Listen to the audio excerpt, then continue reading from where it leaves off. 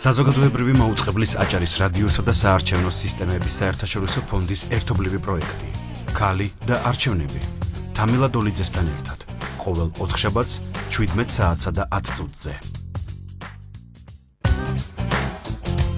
როგორია ქალის როლი ქართულ პოლიტიკაში? რატომ არიან ქალები მცირედ წარმოდგენილნი გადაწყვეტილების მიმღებთა რიგებში? როდის ამოქმედდება კვოტირების მექანიზმი? რამდენი ქალი მოხვდება პარტიულ სიებში 8 ოქტომბრის საპარლამენტო და უმაღლესი საბჭოს არჩევნებზე? რაც გვალვალდებულებს ევროკავშირთან ასოცირების ხელშეკრულება? როგორ ვიზრუნოთ მოქალაქეთა ცნობიერების ამაღლებას? როგორია ქართული მედია გენდერულ ჭრილში? ეთერშია გადაცემა ქალი და არჩევნები. თამილა დოლიძესთან ერთად. მოგესალმებით ძვირფასო რადიომსმენელებო, ეთერშია გადაცემა ქალი და არჩევნები, რომელსაც საზოგადოებრივი მაუწყებლის აჭარის რადიოს საარჩევნო სისტემების საერთაშორისო ფონდის მხარდაჭერით წარმოგიდგენთ. გადაცემა კვირაში ერთხელ 4 შაბათს 17 საათსა და 10 წუთზე გადის ეთერში. თოქ-შოუს მე ჟურნალისტი თამილა დოლიძე ვუძღვები, შემოქმედები ჯგუფში კიდევ 3 ადამიანი მუშაობს, ექსპერტი გენდერის საკითხებში ირინა ჟვანია, პროდიუსერი გურანდა დოლიძე და რეჟისორი ინგა ნარჩემაშვილი. გადაცემა ამერიკის შეერთებული შტატების განვითარების სააგენტოსა და საარჩევნო სისტემების საერთაშორისო ფონდის მიერ არის მომზადებული. გადაცემის მსვლელობისას გამოთქმული მოსაზრებები შესაძლოა არ გამოხატავდეს IFS-ის, USAID-სა და ამერიკის შეერთებული შტატების მთავრობის შეხედულებებს. გადაცემის მსვლელობისას ძვირფასო რადიომსმენელებო შეგიძლიათ დაგვირეკოთ ტელეფონის ნომერზე 27 53 91. საარჩევნო ნებათა ღელვა ჯერ კიდევ არ ჩამცხრალა, თუმცა უკვე ცნობილია მომდევნო 4 წლის განმავლობაში საქართველოს პარლამენტსა და აჭარის უმაღლეს საბჭოში რომელი პარტიების წარმომადგენლები იმუშავებენ. წინასწარი შედეგების მიხედვით პროპორციული სიით ქართული ოცნება პარლამენტში 44 მანდატს, ნაციონალური მოძრაობა 27, პატრიოტთა ალიანსი კი 6 მანდატს მიიღებენ. ცესკოს მიერ გამოქვეყნებული წინასწარი შედეგებით ქართულმა ოცნებამ პროპორციული სისტემით ჩატარებულ არჩევნებში ამორჩეველთა ხმებით 48,77%, ნაციონალურმა მოძრაობამ 27,11%, პატრიოტთა ალიანსმა კი 5,1% მიიღეს, რაც ბარიერ გადალახულ პარტიათა პროპორციული მანდატების რაოდენობის დამდგენი წესის მიხედვით სწორედ მანდატების აღნიშნულ რაოდენობას შეადგენს. ამ დროის მონაცემებით ქართული ოცნების მიერ პროპორციულ არჩევნებში მოპოვებულ 44 მანდატს მაჟორიტარული წესით ჩატარებული არჩევნებიდან მიღებული 23 მანდატიც ემატება, რომელიც მართვა ძალას უკვე გარანტირებულად აქვს, ვინაიდან 73 მაჟორიტარული ოლქიდან 23-ში არჩევნები პირველივე ტურში დასრულდა და ყველა შემთხვევაში გამარჯვება ქართული ოცნების კანდიდატებმა მოიპოვეს. შესაბამისად, ამ წუთის მდგომარეობით მართლ პარტიას პარლამენტში ჯამურად 67 გარანტირებული მანდატი აქვს. რაც შეეხება მაჟორიტარული წესით არჩევნებისთვის განსაზღვრულ დარჩენილ 50 მანდატს, თუ როგორ გადანაწილდება ისინი არჩევნების მეორე ტურის ჩატარების შემდეგ გახდება ცნობილი. და რა მდგომარეობაა აჭარის უმაღლეს საბჭოში? აქ პროცენტული მაჩვენებლები ასე გადანაწილდა. პირველადი წინასწარი მონაცემებით პროპორციული სისტემით ჩატარებულ არჩევნებში პირველ ადგილზეა ქართული ოცნება დემოკრატიული საქართველო, რომელმაც ხმების 44,91% მიიღო, ხოლო მეორეზე ერთიანი ნაციონალური მოძრაობა ხმების 29,73%. 5%-იანი ბარიერი წინასწარი მონაცემებით გადალახული აქვს ნინო ბურჯანაძე დემოკრატიულ მოძრაობასა და დავით თარხან-მოურავი ირმა ინაშვილის საქართველოს პატრიოტთა ალიანსს 6 შესაბამისად 8% და 5,71%. რაც შეეხება მაჟორიტარულ არჩევნებს, მაჟორიტარულ ოლქებში საუკეთესო შედეგი აქვს ქართული ოცნება დემოკრატიული საქართველოსა და ერთიანი ნაციონალური მოძრაობის კანდიდატებს. არსებულ წინასწარ მონაცემებზე დაყრდნობით, სავარაუდოდ 6-ვე მაჟორიტარულ ოლქში საჭირო გახდება მეორე ტურის ჩატარება, რადგან ვერც ერთი სუბიექტის კანდიდატმა ვერ გადალახა 50%-იანი ზღვარი, რაც შეეხება საქართველოს პარლამენტს, იქ ზღვარი გადალახა 71 ოლქის კანდიდატმა, ეს გახლავთ ანზორ ბოლქვაძე ქართული ოცნებიდან. და რაც მთავარია, მოხვდნენ თუ არა საკანონმდებლო ორგანოებში ქალები. ჟურნალისტთა ქსელმა გენდერული თანასწორობისთვის რეგიონის საკანონმდებლო ორგანოში ამ დროისთვის შექმნილი სიტუაცია გააანალიზა. რა მდგომარეობაა აჭარის უმაღლეს საბჭოში? კითხვაზე ქსელის კოორდინატორი ინგა ალავიძე ამ წუთისთვის გვიპასუხებს პირდაპირ ეთერში. ინგა, გისმენთ. მოგესალმებით, ჩვენმა ორგანიზაციამ პირდაპირ მოკვლევა ჩაატარა და ამ მონაცემების მიხედვით დღეისთვის აჭარის უმაღლეს საბჭოში ქალთა მონაწილეობის თვალსაზრისით მძიმე მდგომარეობა არსებული ამჟამინდელი მონაცემებით პროპორციული სიით მხოლოდ ერთი ქალი ნინო ჩხეტია მიიღებს დეპუტატის მანდატს ის ქართული ოცნების სიაში მერვე ადგილზეა და ის შევა მხოლოდ აჭარის უმაღლეს საბჭოში.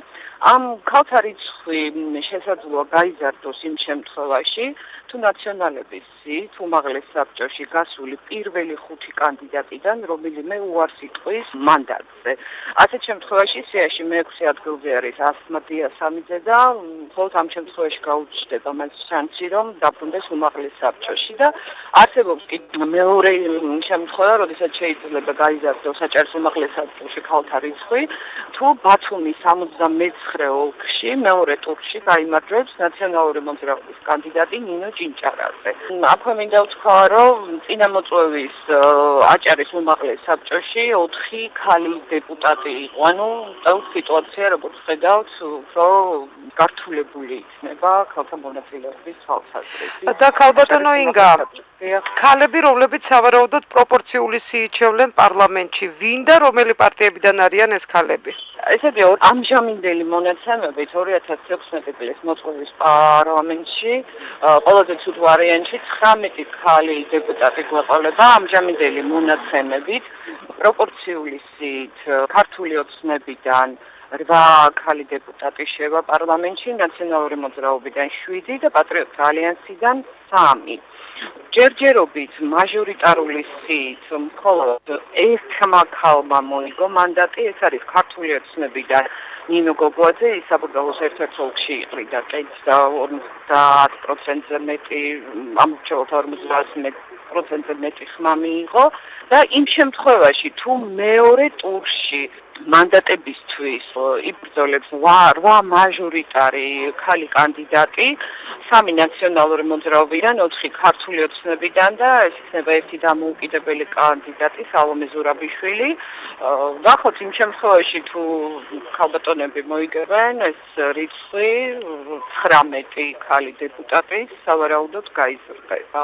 დღეისათვის ამჟამინდელი მონაცემებით 2016 წლის მოწვევის პარლამენტში 19 ქალი დეპუტატი გვეყოლება. ნახოთ მეორე ტურში რას იზამენ ქალბატონები, შესაძლებელია მათი რიცხვი გაიზარდოს. ეს გახდათ ინგა ალავიძე, ჟურნალისტთა ქსელის გენდერული თანასწორობისთვის კოორდინატორი. მადლობთ ინგა. მაშ ასე საქართველოს პარლამენტში აჭარიდან სვეტლანა კუდბა იქნება წარმოდგენილი. ის ქართული ოცნების პროპორციულ სიაში 37 ნომრად არის შეყვანილი. ქალბატონი სვეტა ამ დრომდე აჭარის უმაღლესი საბჭოს დეპუტატია. ხოლო ახალ უმაღლეს საბჭოში, ახალ ფორმირებულ უმაღლეს საბჭოში ქართული ოცნების პროპორციული სიის მერვე ნომერი, როგორც უკვე გაიგეთ, პოლიტოლოგი ნინო ჩხეტია, ის ამ დრომდე აჭარის რადიოში მუშაობდა და მიყავდა პოლიტიკური ток-შოუ. ჩვენ ეს ორი ქალბატონი მოვიპატიჟეთ სტუდიაში, უკვე 2 დეპუტატი ქალბატონი, თუმცა მხოლოდ ნინო ჩხეტია გვეწვია და ის არის ჩვენი დღევანდელი გადაცემის სტუმარი. მოგესალმებით ნინო. დიდი მადლობა, მოგესალმებით თქვენ, მივესალმებით ჩვენს რადიო მსმენელებს, ცოტა ესეთი შედარებით უცნაურ, ასე ვთქვათ, გარემოში მიწევს ახლა ურთიერთობა ჩემს რადიო მსმენელებთან. ამიტომ მე მინდა პირველ რიგში მადლობა გადაგიხადოთ იმ თანამშრომლობისათვის, ურთიერთობისათვის, კოლეგიალობისათვის, რომელიც ჩვენ ამ წლების განმავლობაში ჰქონდა და მინდა გითხრათ, რომ გარკვეულწილად გისურვებთ წარმატებები, ვფიქრობ, რომ საზოგადოებრივი მაუწყებლის როლი მნიშვნელობა თანამედროვე, ასე ვთქვათ, დემოკრატიულ საზოგადოებაში უაღრესად მნიშვნელოვანია. მინდა გითხრათ, ამ შემთხვევაში უკვე აბსოლუტურად სხვა, ასე ვთქვათ, ამპლუადან რომ ვიქნები მუდმივად ერთგვარი გარანტორი იმისა, რომ ის განხორციელებული ცვლილებები, რომელიც ეხებოდა ზოგადად აჭარის ტელევიზიასა და რადიოს დავრჩებით ერთგული ამ, ასე ვთქვათ, განსაკუთრებით პრინციპების შესაბამისი, ასე ვთქვათ, ერთგულების, იმიტომ რომ მიგვაჩნია, რომ თანამედროვე, ნორმალურ, ასე ვთქვათ, განვითარებულ სახელმწიფოში, იმ ტიპის სახელმწიფოში, საიდანაც გარკვეულწილად ჩვენ გვაქვს გარკვეულად სრულად ობიექტურად, ისტორიულად, კანონზომიერად აღებული გეზი, ეს არის დასავლეთი.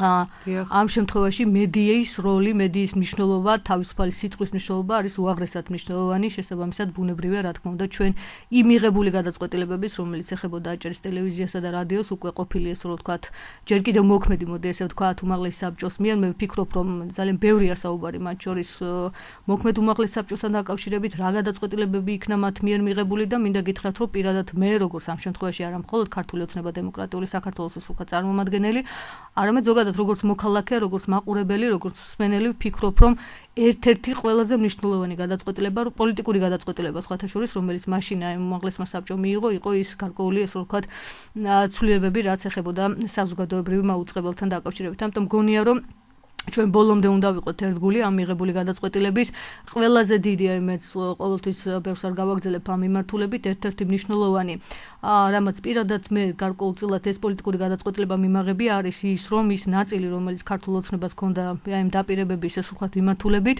ერთ-ერთი მნიშვნელოვანი ნაწილი, რომელიც იყო წმინდა ღირებულებითი, წმინდა ესე ვთქვათ პრინციპების დონეზე ესე ვთქვათ დაყვანილი დაპირებები, გარკვეულწილად რა თქმა უნდა იქნა შესრულებული და ამ შემთხვევაში საზოგადოებრივი მაუწყებელი აჭარის ტელევიზია და რადიო, ისე როგორც ესე ვთქვათ, ზოგადად საზოგადოებრივი მაუწყებელი ნამდვილად გვაძლევს საკმაოდ კარგი იმედის ესე ვთქვათ საშუალებას.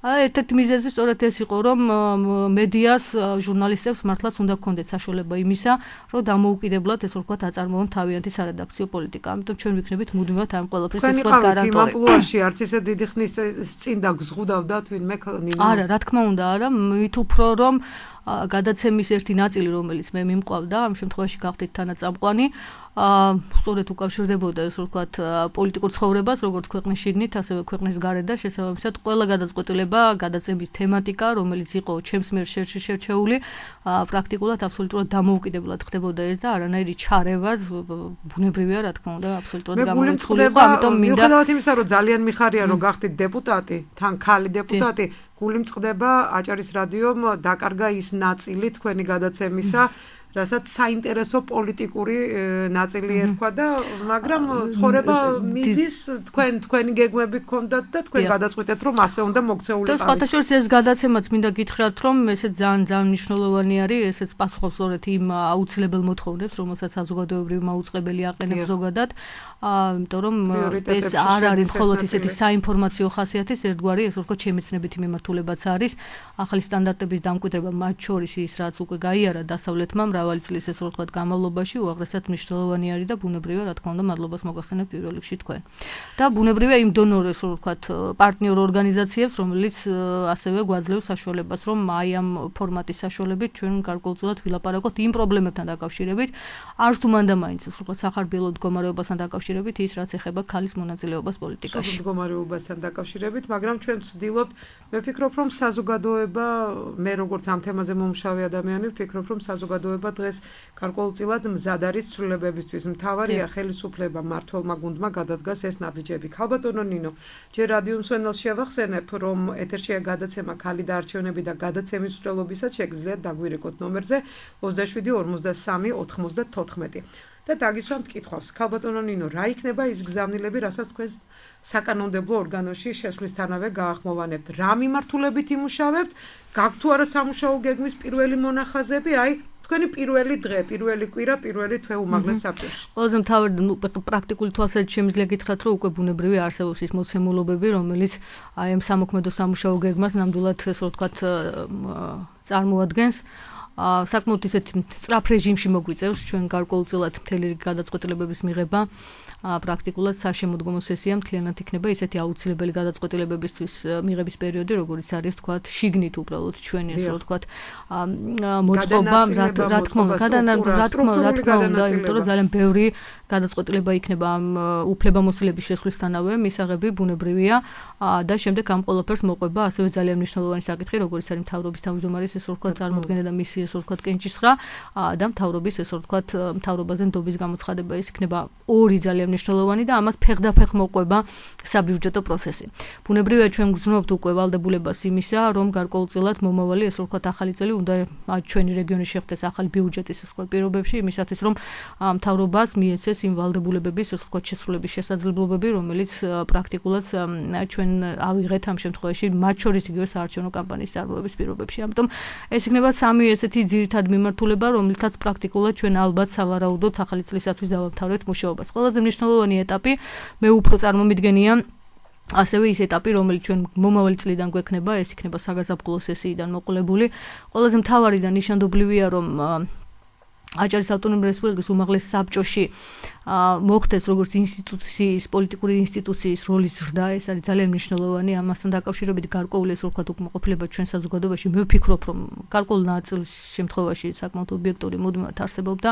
ეს არის ძალიან მნიშვნელოვანი, იმიტომ რომ რეგიონის ორ მთავრობას შორის აღმასრულებელ და საკანონმდებლო მთავრობას შორის ეს კონსენსუსი უნდა არსებობდეს. ამ კონსენსუსთან დაკავშირებით ჩვენ გვაქვს ვალდებულება ჩვენი მოსახლეობის წინაშე. თქვენ მოგხსენებათ, რომ გარკვეულწილად შეიძლება რაღაცა განსაკუთრებული ეს ვთქვათ ზარალი არ მოუტანია რეგიონის სოციალ-ეკონომიკური ცხოვრებიდან გამომდინარე იმ გარკვეულ გაუგობრებას, რომელიც არსებობდა საკანონმდებლო ხელისუფლებასა და აღმასრულებელ ხელისუფლებას შორის, თუმცა გარკვეული დისკომფორტის მომტანი იყო. ბუნებრივია, რა თქმა უნდა, ამისგან უნდა აუცილებლად უნდა ვიყოთ დაზღვეული, იმიტომ რომ ძალიან ბევრი რეფორმები არის განსახორციელებელი, ძალიან ბევრია გასაკეთებელი. დიდია საზოგადოების სრულიად ობიექტურად, იმიტომ რომ განსხვავებით უამრავი სხვა საქართველოს რეგიონისგან, აჭარის რეგიონს მართლაც აქვს ძალიან კარგი საშუალება ეკონომიკური განვითარებისათვის და ბუნებრივია, რა თქმა უნდა, ჩვენ უნდა გავითვალისწინოთ, რომ საზოგადოების აქ ადგილზე გარკვეული მოთხოვნები არის სრულიად ესე ვთქვათ სამართლიანი. მართლაც ჩვენს რეგიონს აქვს იმის საშუალება, რომ ეს მძიმე შეიძლება ძალიან ესე ვთქვათ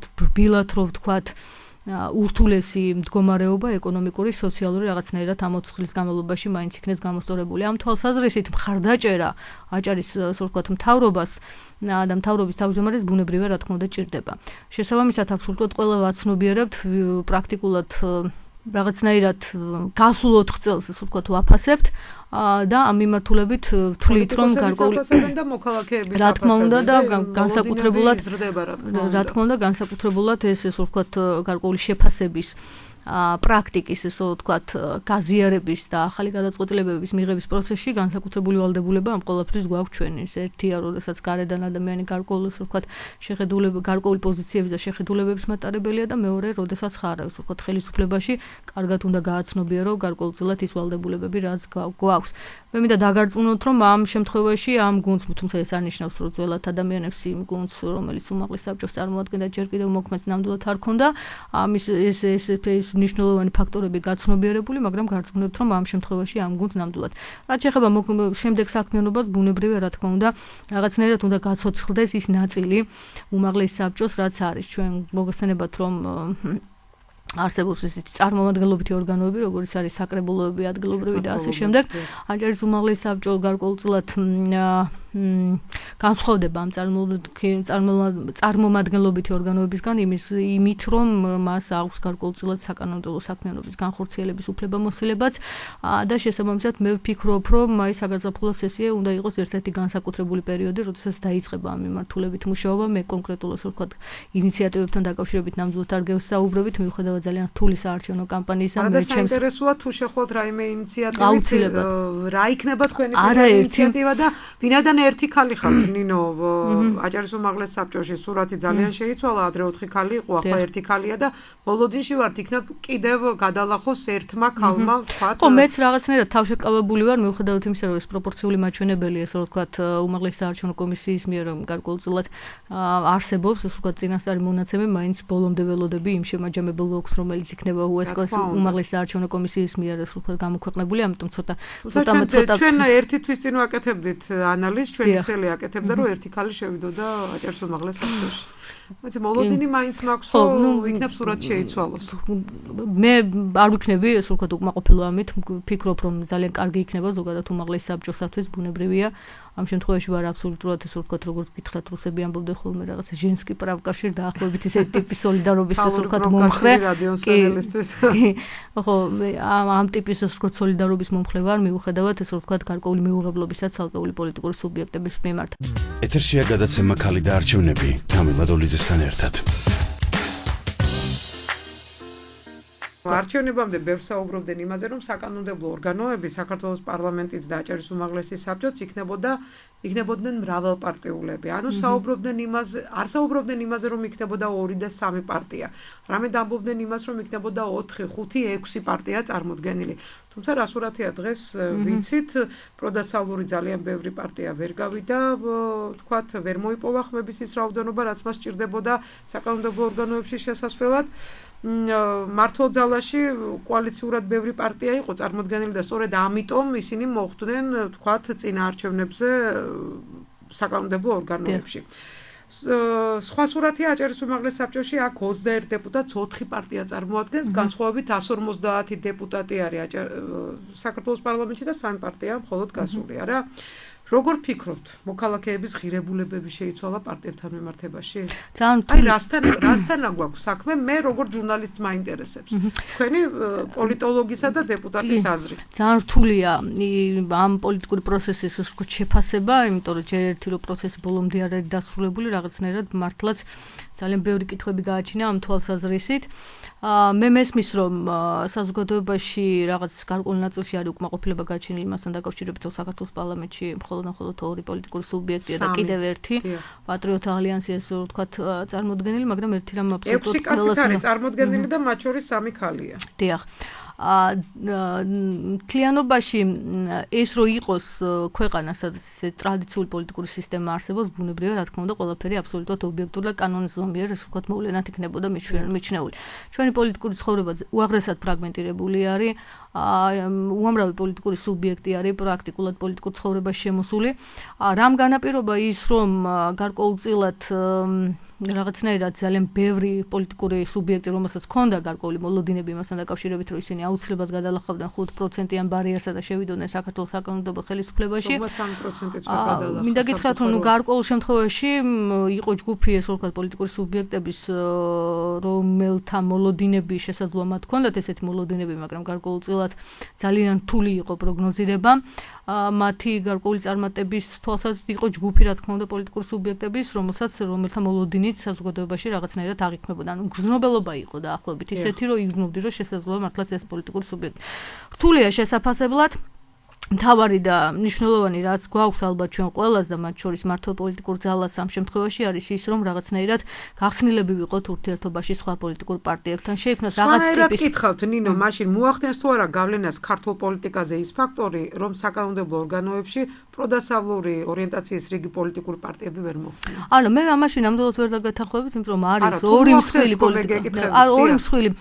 ორი მსხვილი პოლიტიკური პარტია, ერთადერთი ამ მდგომარეობით რაც ნამდვილად შეიძლება არის ის, რომ ის განაცხადები, რომელიც ძირითადი საარჩევნო კამპანიის ერთ-ერთი მნიშვნელოვანი ელემენტი, რომელსაც ისინი ამორჩეულს წარუდგენდნენ, იყო რა, სწორედ საგარეო, ასე ვთქვათ, ორიენტაცია რა. თითქმის ძალიან ბევრი პოლიტიკური პარტია რეალურად ამორჩეულთან მიდიოდა, პირველ პუნქტად ჰქონდა ეს, ასე ვთქვათ, საგარეო ორიენტაცია, მიუხედავად იმისა, რომ ზოგადი სოციოლოგიური გამოკითხვებით ჩვენ ვიცით, როგორი იყო ამორჩეულის სურვილი, ძირითადად უკავშირდებოდა სხვადასხვა პრობლემებს, აქ მოდიოდა მუდმივად ისეთი რთული სოციალ-ეკონომიკური მდგომარეობიდან გამოწვეული პრობლემები. შესაბამისად, ძალიან დიდმა ნაწილმა პოლიტიკური პარტიების არჩია, რომ მათი მთავარი საარჩევნო კამპანიისთვის ერთ-ერთი მთავარი მესიჯი და ლოზუნგი ყოფილიყო საგარეო, ესე ვთქვათ, ორიენტაცია. ამიტომ მინდა გითხრათ, რომ ამ შემთხვევაში ორი პოლიტიკური სუბიექტი მოხდა პრაქტიკულად ესეთი პროდასავლური გამოკვეთილი კურსით. ეს არის ერთ შემთხვევაში ქართული ოცნება-დემოკრატიული საქართველო და მეორე არის ერთიანი ნაციონალური მოძრაობა. ფაქტია, რომ თუ ამ მესიჯით ვიმჟელებთ, ამ მიმართულებით ყველაზე დიდი ნაწილი მხარდაჭერის, ვინც თქვათ ჩვენი მოქალაქეების და ჩვენი მოსახლეობის ვისთვისაც ძალიან მნიშვნელოვანია საგარეო, ასე ვთქვათ, მიმართულება და გარკვეული ორიენტაცია, რეალურად წავიდა დიდი და მნიშვნელოვანი ნაწილი მხარდაჭერის სწორედ ამ ორი პოლიტიკური სუბიექტის მიმართ და დაზარალდა სხვა, ესე ვთქვათ, პოლიტიკური სუბიექტები. ამ შემთხვევაში, რა თქმა უნდა, ყველაზე მეწილად, ესე ვთქვათ, ზარალი განიცადა, რა თქმა უნდა, თავისუფალმა დემოკრატებმა და რესპუბლიკურ პარტიამ. ესეც ამ პროგნოზის გაკეთება ძალიან ხშირად მე ეხა ამ შემთხვევაში უკვე სხვა მდგომარეობით და სხვა ამპლუაში ვარ. გარკვეული ანალიზი ბუნებრივი არ არის ის სპორტის სახეობა, რომლითაც ბუნებრივია რაღაც ეტაპზე ეს საჯაროდ შეიძლება მე დავკავდე, მაგრამ მე მქონდა, როდესაც ჩვენ აქ ეთერში ძალიან ხშირად რამდენიმე სოციოლოგიური გამოკითხვასთან დაკავშირებით ეს ვთქვათ საუბრობდით, მე ვთქვი, რომ ძალიან გაუჭირდება მხოლოდ ამ მესიჯით პროდასავლურ სხვა პოლიტიკურ სუბიექტებს წარმატების მიღწევა. იმდენად გაერთიანებაზე საუბრობენ დღეს სხვა პოლიტიკური პარტიები, პროდასავლურს უგულისხმობ მე. როგორ ფიქრობთ, აი თვითმმართველობის არჩევნები ახლოვდება, შეძლებენ თუ არა ისინი თქვენი აზრით? ჩვენ გქონდა საქართველოს ისტორიაში უამრავი შემთხვევა, როდესაც ახერხებდა პოლიტიკური სუბიექტები გაერთიანებას, თუ ამ ისტორიას, ასე რომ ვთქვათ, დავინახავთ. თუნდაც 2012 წელს. თუნდაც 2012 წელს, თუნდაც 2007 წელს, 2008 წელს, 2009-შიც ესე იყო. 2004-შიც და ამ გაერთიანებებს ძალიან ხშირად უფრო ადრეულ პერიოდებში ესე იყო 1992 წელსაც რო ვთქვათ, ასევე 99 წლის საპარლამენტო არჩევნებსაც რო ვთქვათ, როდესაც აღორძინების ირგვლივ მოხდა რაღაცა დიდი 6 პოლიტიკური სუბიექტის გაერთიანება, ხო? ცირთად ამ შემთხვევაში ესეთი მსხვილი პოლიტიკური გაერთიანებები ხდებოდა ძალიან აგრესიული რადიკალური პოლიტიკური გადაწყვეტილებების პირობებში, ანუ პოზიციის მქონე, ანუ ყველა ერთის წინააღმდეგ. მე იმეც ვიტოვებ, რომ ამ პოლიტიკურ პარტიებს ის შედეგი, რომელიც ახლა დაიდო, რეალურად მისცემს იმის, ასე ვთქვათ, ანალიზის საშუალებას, რომ ეს არ იყოს რადიკალური, აგრესიული, ასე ვთქვათ, გარკვეული გაერთიანება, სწორედ ყველა ერთის წინააღმდეგ, იმიტომ რომ ნაკლებად გონია, რომ ეს ქართული სახელმწიფოს მომავალი განვითარებისათვის ამ ეტაპზე რაღაცა, ასე ვთქვათ, პოზიტიური, ასე ვთქვათ, მარცვლების მომტანი იყოს. რაც შეეხება გაერთიანებებს, ბუნებრივია, რა თქმა უნდა, დიდი წილი პრაქტიკულად ქართული ოპოზიციის ამ შემთხვევაში ამ შედეგები თუ ვიმჟელებთ უკვე ესე შეიძლება დავარქვათ არასაპარლამენტო ოპოზიციის ერთ-ერთი მნიშვნელოვანი მარცხის მიზეზი იყო სწორედ ის ფრაგმენტულობა, რომელზეც მე ვლაპარაკობდი. რეალურად ისინი აღმოჩნდნენ იმ მდგომარეობაში, რა მდგომარეობაშიც აღმოჩნდა 8 სექტემბრის არჩევნებით რუსეთში საპარლამენტო არჩევნებით ლიბერალურ-დემოკრატიული პარტიები, არა? აი რამდენიმე ესე ვთქვათ ფრაგმენტულმა ნაწილმა პრაქტიკულად ერთმანეთს დააკარგია. არა, მე ვამბობ იმ ასე ვთქვათ, დემოკრატიულ რეალურად არა ჟირნოვსკის რაღაცა ფსევდოლიბერალურ დემოკრატიულ პარტიაზე, არამედ ჭეშმარიტად ასე ვთქვათ, ლიბერალ დემოკრატებზე. ეს იყო იგივე იავლინსკის ასე ვთქვათ, იაბლოკო, ეს იყო პარნასი, დიახ, ეს იყო პროგრესი, რომელიც ხან შედიოდა პარნასში, ხან არ შედიოდა. ეს იყო ახალი ასე ვთქვათ, ტიტოვის გაერთიანება, რომელშიც ქალოტონი ინახა კამადა და ძალიან ბევრი საინტერესო ასე ვთქვათ, ლიდერი გაერთიანდა და მთლიანობაში ეს 2-3% აღმოჩნდა, რომ პრაქტიკულად ვერც ერთმა ვერ მოახერხა ბარიერის გზა. ამ მდგომარეობაში აღმოჩნდა ოპოზიციის ძალიან მნიშვნელოვანი ნაწილი. ბუნებრივია, რა თქმა უნდა, მათ ეხა ეძლევათ საშუალება ამის რომ ნამდვილად არის რომ გარკვეული ანალიზი ჩაატარონ ამასთან დაკავშირებით და შესაბამისი გადაწყვეტილებები მიიღოს. რა სახით ითანამშრომლებთ მათთან? ითანამშრომლებთ იქნება ალბათ მე ვუსმენდი ძალიან აქტიურად აღმასრულებელ მდივანს ქართული ოცნება დემოკრატიული საქართველოს, რომელიც არის ძალიან კვალიფიციური კონსტიტუციონალისტი, ის ძალიან ხშირად აკეთებს განცხადებებს საკონსტიტუციო მიმართულებით და მას ჰქონდა არაერთხელ ეს განცხადება და მეც აბსოლუტურად ვიზიარებ მის ამ დამოკიდებულებას, რომ იქნება რა თქმა უნდა მნიშვნელოვანი საკითხები, უაღრესად მნიშვნელოვანი საკითხები, რომელიც იქნება გადასაწყვეტი არა მხოლოდ ქართული ოცნება დემოკრატიული საქართველოს მიუხედავად იმისა, რა ტიპის უმრავლესობაც არ უნდა გქონდეს ჩვენ, ეს იქნება აჭარის ავტონომიური რესპუბლიკის უმაღლესი საბჭო თუ საქართველოს პარლამენტი, არამედ ეს უნდა იყოს ძალიან მნიშვნელოვანი საზოგადოებრივი თანხმობით და გარკვეული კონსენსუსი და ბუნებრივია, რა თქმა უნდა, ამ შემთხვევაში ეს კონსენსუსი არის მისაღწევი ყველა პოლიტიკურ სუბიექტთან, რომელიც არსებობს საქართველოში, რომელსაც ყავს მხარდაჭერი და ეს მხარდაჭერები გარკვეულწილად იმ საარჩევნო ყუთებიდან, ესე ვთქვათ, ამოდიოდა და ვიცით ჩვენ, რომ ეს არ არის ხა ძალიან ცოტა, ესე ვთქვათ, ნაწილი ჩვენი საზოგადოების. ყველაზე მნიშვნელოვანი პრობლემა, რომელიც ქართულ სახელმწიფოს მთელი წლების განმავლობაში, ლამის 2000 წლის განმავლობაში ჰქონდა, ეს არის ის, რომ გარკვეულწილად ვერ ხერხდებოდა ძალიან მნიშვნელოვან სახელმწიფოებრივი, ესე ვთქვათ, ეროვნული ინტერესების მატარებელ საკითხებთან დაკავშირებით გარკვეულწილად აი საზოგადოებრივი თანხმობა. მე ვფიქრობ, რომ იმ პრაქტიკიდან გამომდინარე, რომელიც ქართულმა ოცნებამ გაიარა 4 წლის განმავლობაში, თქვენ ვერ დამისახლებთ ვერც ერთ მანამდე არსებულ ხელისუფლებას, რომელმაც მოახერხა ურთულეს, ესე ვთქვათ, მდგომარეობაში გარკვეულწილად კოალიციის შენარჩუნება. ძალიან განსხვავებული ბედიც ეს არის ალბათ. კოალიცია ზოგადად ასრულებს რაღაც ფუნქციას იმ დროისთვის და შემდეგ ყოველთვის მიუხედავად რაღაც გარკვეული იდეოლოგიური სხვაობების საკადრო პოლიტიკასთან მიმართებაში, საშინაო პოლიტიკის ცალკეული საკითხების განხორციელებასთან დაკავშირებით იყო ძალიან ბევრი სხვაობა, მაგრამ ჩვენ ამ თვალსაზრისით ძალიან დიდი ნაბიჯი გადავდგით. ქართული ოცნება დემოკრატიული საქართველო არის ის პოლიტიკური სუბიექტი, რომელსაც უკვე აქვს უნარი აი უკვე გათავისებული პრაქტიკაში დამკვიდრებული უნარი იმისა, რომ ელაპარაკოს განსხვავებული ტიპის პოლიტიკურ სუბიექტებს, განსხვავებული ტიპის, ასე ვთქვათ, შეხედულებების მქონე პოლიტიკურ ლიდერებს და მე იმეც ვიტოვებ, რომ მიუხედავად ამ გარკვეული მარცხისა მე მესმის მათი. ეს არის ძალიან რთული.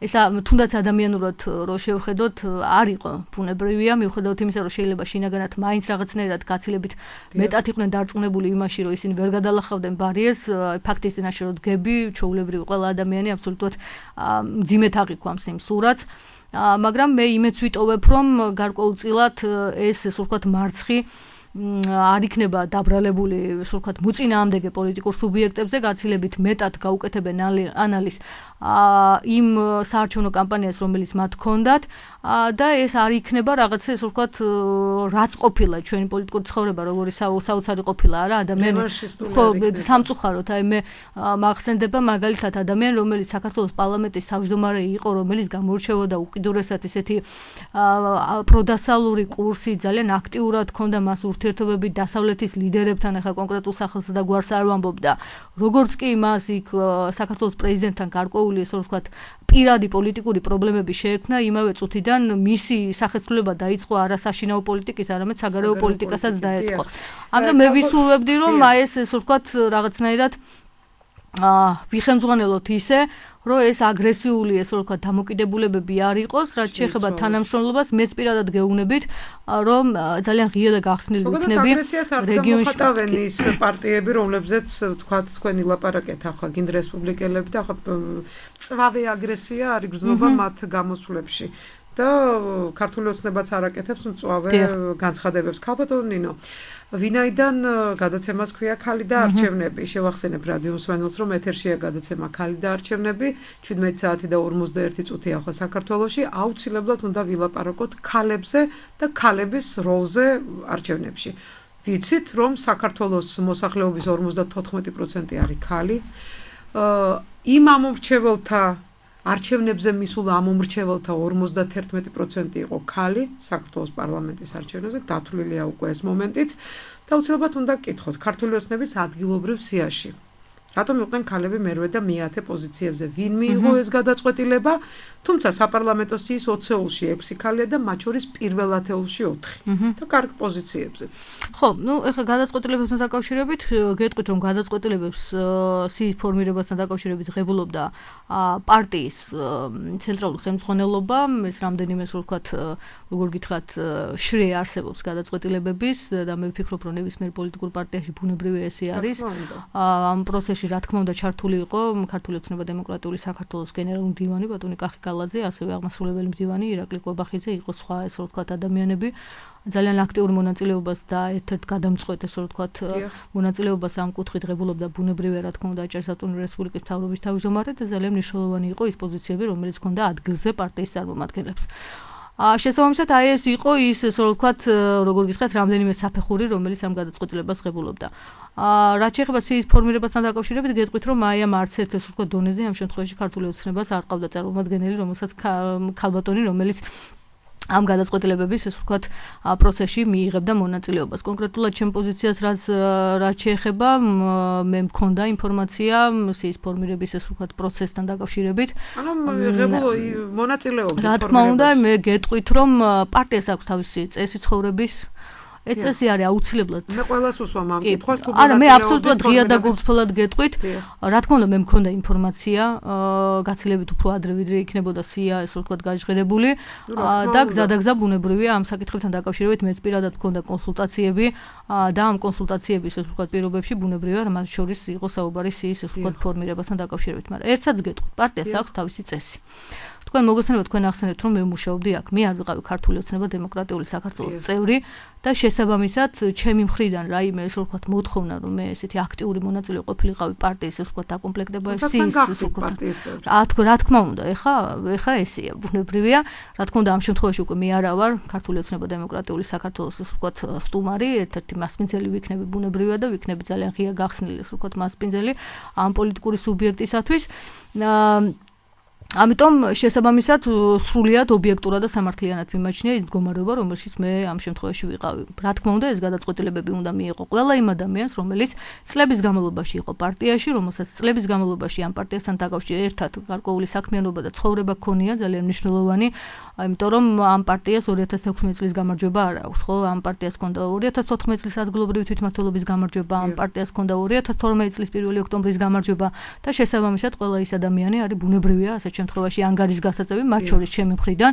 ვინც გარკვეულწილად ამ პროცესში ღებულობდა ძალიან აქტიურ მონაწილეობას. დიახ, მათ ჰქონდათ აბსოლუტურად ობიექტური სამართლიანი უფლება, რომ ყოფილიყვნენ ამ პროცესში გაცილებით აქტიურები, ვიდრე ყველა ის ადამიანი, ვინც იყო ახალი ამ შემთხვევაში. ნინო, როგორ ფიქრობ, პროცენტული მაჩვენებლები 2017 წელს დანიშნული თვითმმართველობის არჩევნებში, ავირჩევთ თვითმმართველობებს. შეიძლება თუ არა პროცენტული მაჩვენებელი ქალებთან მიმართებაში, უფრო მეტი ქალი მოვა? ისურათი, რომელიც თქვენ რას გააკეთებთ ამ ხრივ? მე ძალიან ამ შემთხვევაში ძალიან აქტიური ვიქნები, ამას ნამდვილად პირდები ყველას, ესე ვთქვათ, ისურათი, რომელიც ახლა აჭარის უმაღლესი საბჭოს. რადგან უკაცრავად ერთ პატარა წინადადებას ვიტყვი, სანამ თქვენ პასუხს გამცემთ, თქვენ სავარაუდოდ იქნებით გენდერული თანასწორობის საბჭოს ხელმძღვანელი, ვინაიდან ერთი ქალი ხართ და მე ვფიქრობ, რომ თქვენ აგირჩევენ ეს ჩემი ვარაუდია, რომელიც სავარაუდოდ გამართლდება კიდეც და ხედავთ სამომავლოდ ბევრ ქალს სიებში. ხო, ხა კიდევ ერთხელ ვიტყვი, რომ რაღაცნაირად მაინც თავშეკავებული ვარ მათ შორის, ამ ესე რომ ვთქვათ,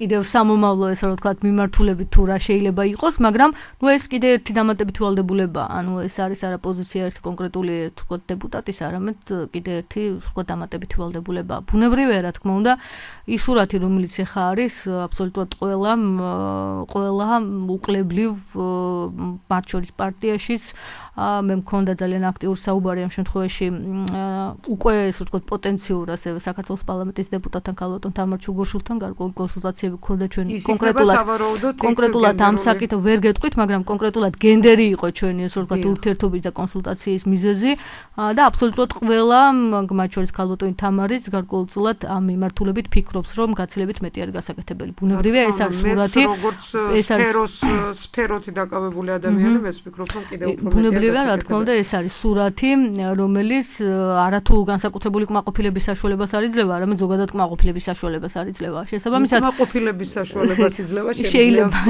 თქვენ გააქვთ უფრო მეტი ეს ვთქვათ კატეგორიულობის უფლება ამ შემთხვევაში. ამ შემთხვევაში ჩემი კატეგორიულობა რაც იქნება არის ის, რომ ჩვენ რაღაცნაირად უკვე მომავალი ადგილობრივი თვითმმართველობის არჩევნებისათვის ვიზრუნოთ იმისათვის უნდა, რომ ეს სურათი იყოს გაცილებით უკეთესი, ვინემ არის ახლა. ამ შემთხვევაში მინდა გითხრათ აბსოლუტურად ღია და გულწრფელად, რომ ამ არჩევნებიდან მომავალ ესე ვთქვათ არჩევნებამდე გზა, რომელიც არის გასავლელი, ერთ-ერთი მნიშვნელოვანი ამოცანა ბუნებრივია იქნება ეს საკითხი, რომ გენდერული თანასწორობა არასამთავრობო სექტორთან როგორ აპირებთ ამ კუთხით მუშაობას? ეს არის საკითხი, რომელიც ყველაზე აქტიურად ისმება სწორედ არასამთავრობო ორგანიზაციების მიერ და შესაბამისად ბუნებრივია ყველაზე მნიშვნელოვანი ესე ვთქვათ ურთიერთობა, რომელიც გარდა საკანონმდებლო ესე ვთქვათ კოლეგებისგან გარეთ შეიძლება ვინმესთან კონდეს, ბუნებრივია, რა თქმა უნდა, არის არასამთავრობო სექტორი. მე ვფიქრობ, რომ ალბათ რა თქმა უნდა და ალბათ კი არა, ესეც იქნება რაღაცნაირად ამ დიალოგის რეჟიმში გამოინახება ის ესე ვთქვათ ფორმატი და საშუალება, როგორადაც უნდა ის კი არა, რომ მხოლოდ რაღაცა ესე ვთქვათ დიალოგი არსებობდეს დიალოგისთვის, არამედ რაღაცა კონკრეტული ესე ვთქვათ შედეგი იყოს დადებული მათ შორის ადგილობრივი თვითმმართველობის არჩევნებისათვის. ეთერშია გადაცემა ქალი და არჩევნები თამილა დოლიძესთან ერთად. ქალბატონო ნინო, კიდევ უნდა გკითხოთ აუცილებლად, დღეს აღმასრულებელ ხელისუფლებაში ფაქტობრივად მთავრობის თავმჯდომარე, მინისტრები არიან კაცები, ერთი ქალი ყავს მხოლოდ საარქივო სამმართველოში და ერთი კულტურული მემკვიდრეობის სააგენტოში. დეპარტამენტების ხელმძღვანელები. დიახ, და თქვენ როგორ ფიქრობთ? დაუჭერთ იმ მინისტრთა კაბინეტს მხარს, მინისტრთა კაბინეტს არა, იმ მთავრობას აჭარისას, სადაც არ იქნება ქალი? ხო, ეს თქვენი ხო, კითხვაც ასევე ძალიან კატეგორიულია. ამ საკითხებთან დაკავშირებით ძალიან ნაადრევია რაღაცნაირად საუბარი, იმიტომ რომ ერთადერთი ესე ვთქვათ მიმართულება, რაც მთლიანად ამ შემთხვევაში პოლიტიკური პარტია არის გადართული ბუნებრივია არის ის. კანდიდატი იქნება და თქვენ განიხილავთ ამ კანდიდატებს. რა თქმა უნდა, ეს არის ესე ვთქვათ ძირითადად მეორე ტური, რომელზეც ახლა ვფიქრობთ. მინდა გითხრათ, რომ ამ შემთხვევაში მეორე ტურზეც, როდესაც გვიწევს საუბარი, ძალიან მნიშვნელოვანი აღინიშნოს ისიც, რომ გარკვეულწილად ერთ-ერთი მაჟორიტარი გახლავთ ქალბატონი ჩვენი ქართული ოცნება დემოკრატიული საქართველოს მე მას უსურვებ სულხო წარმატებას და ძალიან მნიშვნელოვანია ნაციონალურ მოძრაობას აწყობს ერთი ქალი დიახ ეს აღინიშნა კი ბატონო ეს აღინიშნა ამიტომ მე აღნიშნე ის რაც ამ შემთხვევაში ისე ვთქვათ ჩვენი კუთვნილება ჩვენი პოლიტიკური სუბიექტის ამიტომ ძირითადი ნაწილი ჩვენი ისე ვთქვათ კონცენტრაციის რაც არის ამ შემთხვევაში არის ისე ვთქვათ სწორედ მეორე ტური ყველა სხვა დანარჩენი საკითხი რომელიც არის დაკავშირებული ვთქვათ შემდგომ განვითარებასთან მაგრამ ძალიან მნიშვნელოვანთან ეს იქნება მთავრობის თავმჯდომარის დამტკიცება მთავრობის თავმჯდომარის ახლად დამტკიცებული მთავრობის თავმჯდომარის მიერ ისე ვთქვათ მთავრობის წარმოქმნა ბუნებრივია ეს არის შემდგომი საკითხები მე ამ შემთხვევაში ვერ ვიქნები ესე ვთქვათ კატეგორიული მხარდაჭერასთან დაკავშირებით მე ღრმადა ვარ დარწმუნებული რომ ეს იქნება ერთ-ერთი საუკეთესო მთავრობა ამაში ღრმადა ვარ დარწმუნებული რა ესე ვთქვათ სქესიც არ უნდა იყოს ესე ვთქვათ წარმოქმნილი მაგრამ თუ ესე ზოგადი პასუხი გაინტერესებს ჩემი ბუნებრივია რა თქმა უნდა სასურველი იქნება რომ ერთ-ერთი მათგანი ესე ვთქვათ სამთავრობო შემადგენლობაში იყოს ქალბატონი ნახოთ როგორი იქნება ერთი რამ მინდა გითხრათ ერთადერთი რაც შემიძლია გითხრათ ის ესე ვთქვათ საქმიანობა რომელსაც ამ შემთხვევაში ახალი მთავრობის თავმჯდომარე ამ თვეების განმავლობაში აწარმოებს ნამდვილად იტოვებს განსაკუთრებული იმედის საშუალებას და ნამდვილად იძლევა ასევე განსაკუთრებული ნდობის ესე ვთქვათ მინიჭების საშუალებას ამიტომ ამ ესე ვთქვათ მთავრობის დამტკიცების პროცესში ამ საკითხებთან მიმართებაში ესეთი განსაკუთრებული კატეგორიული ესე ვთქვათ ტონის ქონის საშუალება ამ ეტაპისათვის ნამდვილად არ მაქვს თუმცა გეტყვით რომ კარგი იქნება რა თქმა უნდა კარგი იქნება მათ შორის მთავრობაში იყოს ქალბატონი წარმოქმნილი ეთერშია გადაცემა ქალი და არჩევნები თამილა დოლიძესთან ერთად ქალბატონ ნინო მე ძალიან ბევრი კითხვის დასმა მინდოდა კიდევ თქვენთვის მათ შორის ვთქვათ რჩეველთა საბჭოს შესახებ მინდოდა რამდენიმე კითხვა დამესვა მაგრამ ვინაიდან დრო იწურება იქ ერთი ადგილი არის თავისუფალი და შეიცვლება ვთქვათ აირჩევენ ვინმეს ეს ამ მოწვევის უმაღლეს საბჭო აიწვე აი იმ მოწვევის მომდევნო მოწვევის პროცედურულად მე გიპასუხებ ძალიან მოკლედ პროცედურულად შორს არ იმაზრისაგან რომ მოქმედი უმაღლესი საბჭო ამას მოახერხებს ასევე პროცედურულად ეს ვალდებულება არის და ის რაც ამ ზუსტად შემიძლია ხა გიპასუხოთ ბუნებრივია რა თქმა უნდა ახალი უმაღლესი საბჭოს მიერ იქნება გამოცხადებული კონკურსი და აუცილებლად ვინაიდან ძალიან ცოტა დრო დაგვჭა კიდევ რამდენიმე კითხვა მქონდა მაგრამ მირჩევნია ეს კითხვა დაგისვათ რადგან ბევრჯერ დამისვამს მე თქვენთვის სხვადასხვა გადაცემის ფორმატში ეს კითხვა და თქვენც დაგისვამთ ჩემთვის თქვენი გადაცემის ფორმატში ეს კითხვა აი მე შემიძლია გავიხსენო მაისში შევიტანეთ აჭარის უმაღლეს საბჭოში ინიციატივა რომელიც ეხებოდა იმ 30%-იანი წახალისების მექანიზმის ამოქმედებას აჭარის უმაღლეს საბჭოში. ვინაიდან აჭარის უმაღლეს საბჭოში ეს არ ვრცელდებოდა ეს მექანიზმი. დღემდე ჩვენ კი შევიტანეთ, მაგრამ პასუხი დღემდე არ მიგვიღია. მაინტერესებს თუ იმუშავებთ ამ მიმართულებით და დავრჩებით იმ დონეზე, როცა წახალისების მექანიზმი ამუშავებთ თუ მაინც იმუშავებთ იმაზე, რომ კოტირების მექანიზმი ამოქმედდეს. ჩვენ საუბრობდით საკანონმდებლო ესე ვთქვათ ინიციატივებთან დაკავშირებით, ძალიან ბევრი იქნება ესეთი საკანონმდებლო ინიციატივა საგაზაფხულო ესე ვთქვათ პერიოდიდან მოყოლებული. რაც შეეხება კონკრეტულად ამ საკითხთან დაკავშირებით, მოდი ესე ვთქვათ გულსხმელი და ღია რო ვიყოთ. ჩვენ ვისაუბროთ ამ საკითხებთან დაკავშირებით, ჩემი გადასახედიდან აბსოლუტურად ღიად გეუბნებით. და მე მგონი დამეთანხმებით რომ ეს გათვალისწინებული სიახლეები პრაქტიკაში ვერ იქნა მექანიზებული ეს არის ცხადი მე ვფიქრობ რომ ამ მიმართულებით გაცილებით მეტად უნდა ავიღოთ ჩვენ აქცენტი პარტიაზე ანუ კანონზე მოქალაქეთა პოლიტიკური გაერთიანების შესახებ რომ იქ გაკეთდეს ესეთი ესე ვთქვათ ერთგვარი მოდი ესე დავარქვათ დროებითი სავალდებულო ესე ვთქვათ ცენზები როგორც ჩანს ეს ერთგვარი წახალისება მაინცსა და მაინც პოლიტიკურ სუბიექტებს არ უჩენს იმის განცდის აუცილებლობას რომ რაღაცნაირად აი ამ რაღაც მატერიალური სიკეთების მიუხედავად გარკვეულწილად ვერ მუშაობს ეს ყველაფერი თუმცა ეს მცირე თანხა არ არის 30%-იანი წახალისება არ არის რა თქმა უნდა და განსაკუთრებით ჩვენ ვიცით ახლა ჩვენი პოლიტიკური ცხოვრება როგორი არის მიუხედავად იმისა რომ პოლიტიკური პარტიების დიდი ნაწილისთვის პრაქტიკულად შემოწირულობები არ არის ისეთი როგორც შეიძლება იყოს თანაბარი ესე ვთქვათ როგორც შეიძლება იყოს ყველა დანარჩენი პოლიტიკური სუბიექტის ეს პრობლემა გვაქვს ამ მიმართულებით ძალიან დიდი ნაწილი ყოველთვის არის რაღაცა მსხვილი პოლიტიკური პარტიების მიმართ ესე ვთქვათ კეთილგანწყობილი ამ შემთხვევაში არც ესეთი მცირე პოლიტიკური სუბიექტებისათვის ეს შემოწირულობა ეს ვთქვათ შენატანი არ არის ნაკლები მაგრამ ისინიც კი რაღაცნაირად თავშეკავებულები არიან ამ ყველაფრის გამოყენებასთან დაკავშირებით. ამიტომ მე ვფიქრობ, რომ ეს ინიციატივა უყურადღებოთ არ დარჩება, რომელიც არის თქვენს მიერ ესე ვთქვათ შემოტანილი, მაგრამ შევთანხმდეთ იმაზე, რომ ამაზე ძალიან აქტიურად უნდა ვილაპარაკოთ. ძალიან აქტიურად უნდა ვილაპარაკოთ და მე არ გამოვრიცხავ, რომ აი ამ ჟელობის, აქტიური საუბრის, დისკუსიის პირობებში ჩვენ კიდევ უკეთესი ესე ვთქვათ ფორმები და საშუალებები. თქვენ თქვით, რომ არასამთავრობო სექტორთან იმუშავებთ ძალიან ვთქვათ კარგად, მაღალ დონეზე. მე იმეც ვიტოვებ, რომ ის ინიციატივა, რომ შექმნილიყო აჭარის უმაღლეს საბჭოში გენდერული თანასწორობის საბჭო, სწორედ ჩვენი ინიციატივა იყო და ჩვენ მივაღწიეთ იმას, რომ ეს შექმნილიყო ვინაიდან იყო საქართველოს პარლამენტში, გვინდოდა ყოფილიყო აქაც. და ახლა იქნება უკვე ადგილობრივ თვითმმართველობებშიც. ქალბატონო ნინო, ძალიან დიდი მადლობა. შევახსენებ რადიომსმენელს 8 ოქტომბერს საქართველოში საპარლამენტო და აჭარის უმაღლესი საბჭოს არჩევნები გაიმართა. საპარლამენტო არჩევნებში მონაწილეობა 1,800,216 ამორჩეველმა მიიღო. ამორჩეველთა უმეტესობა 51,1% ქალი იყო, ხოლო 48,9% კაცი. ეს გახდათ გადაცემა ქალი და არჩევნები თამილა დოლიძესთან ერთად. ჩემთან ერთად კი გადაცემაზე ექსპერტი გენდერის საკითხებში ირინა ჟვანია, პროდიუსერი გურანდა დოლიძე და რეჟისორი ინგა ნარჩემაშვილი მუშაობდნენ. ჩემი სტუმარი კი გახდათ პოლიტოლოგი, უკვე დეპუტატი, ქართული ოცნებიდან ერთადერთი ქალი დეპუტატი, რომელიც გახდა აჭარის უმაღლესი საბჭოს წევრი და მიხარია, რომ ის დღეს ჩვენი სტუმარი იყო. ნინო ჩხეტია. მადლობთ ნინო. დიდი მადლობა ასევე თქვენ, დიდი მადლობა ჩვენს რადიომსმენელებს და წარმატებებს გისურვებთ. მადლობთ და ერთმანეთს მომდევნო 4 შაბათს 19 ოქტომბერს 17 საათსა და 10 წუთზე შევხვდებით. განმეორებითი ეთერის შაბათს 15 ოქტომბერს 12 საათსა და 45 წუთიდან მოისმინეთ. გადაცემა ამერიკის შეერთებული შტატების განვითარების სააგენტოს და საარჩევნო სისტემების საერთაშორისო ფონდის მიერ არის მომზადებული. გადაცემის მსვლელობისას გამოთქმული მოსაზრებები შესაძლოა არ გამოხატავდეს IFS-ისა და USAID-ის, ასევე ამერიკის შეერთებული შტატების მთავრობის შეხედულებებს. ნახვამდის.